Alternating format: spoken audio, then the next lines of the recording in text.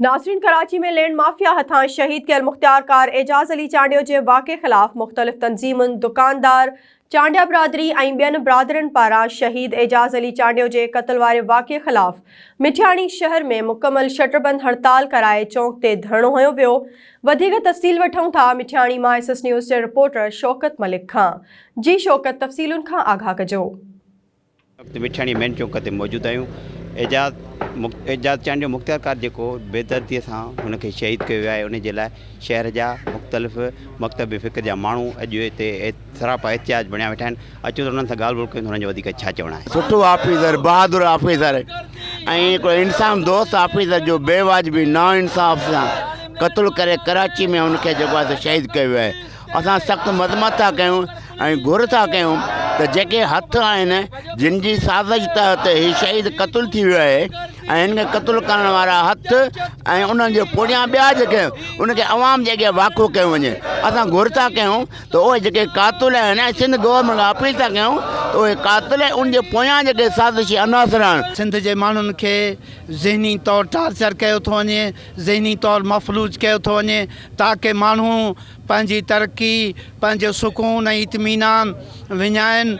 जॾहिं हिकिड़ो तालके जो मुख्तियार कार महफ़ूज़ न आहे, तालके जो DSP महफ़ूज़ न आहे या ज़िले जा ऑफिसर महफ़ूज़ न आहिनि त आम आवाम जी छा हालत हूंदी। एक बेहतरीन इंसान, एक बेहतरीन ऑफिसर, एक बेहतरीन शख्सियत के कराची में पंहिंजी ड्यूटी जो फ़र्ज़ अंजाम ॾींदे शहीद कयो वियो आहे।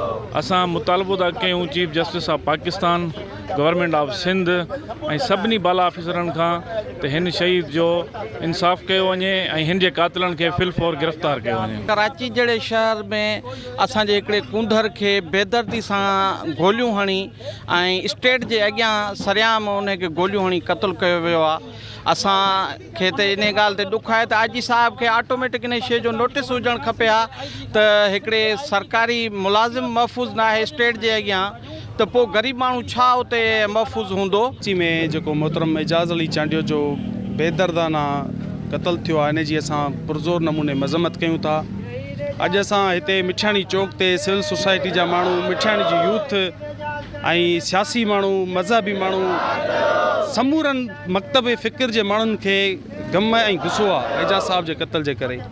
असां गवर्नमेंट ऑफ सिंध खां बिलख़ुसूस IG सिंध खां इहो मुतालबो कयूं था त शहीद एजाज़ चांडियो जे क़ातिलनि खे गिरफ़्तार करे उन्हनि खे फांसी जी सज़ा ॾिनी वञे। हिते जेके माण्हू हुया मेन चौक ते जेके एहतिजाज करे रहिया आहिनि, उन्हनि जा तासरात ॿुधा शहर जा मुख़्तलिफ़ मकतब फ़िक्र जा माण्हू हिते चौक ते मुख्तियार कार एजाज़ चांडियो शहीद जे लाइ जेके सरापा एहतिजाज बणिया वेठा हुया, उन्हनि जा तासरात ॿुधा। उन्हनि ॿुधायो त मोहतरम जो मुख्तियार कार एजाज़ चांडियो जो जेको क़त्ल कयो वियो आहे, जंहिंखे शहीद कयो आहे, उन जे लाइ असां अॼु सरापा एहतिजाज बणियल आहियूं। असां गवर्नमेंट खे अपील था कयूं त इन जो नोटिस वठी ऐं क़ातिलनि खे गिरफ़्तार करे उन्हनि खे कैफ़रे किरदार ताईं पहुचायो। कैमरामैन ज़ुबैर मला सां गॾु शौकत मलिक, SS न्यूज़ मिठियाणी।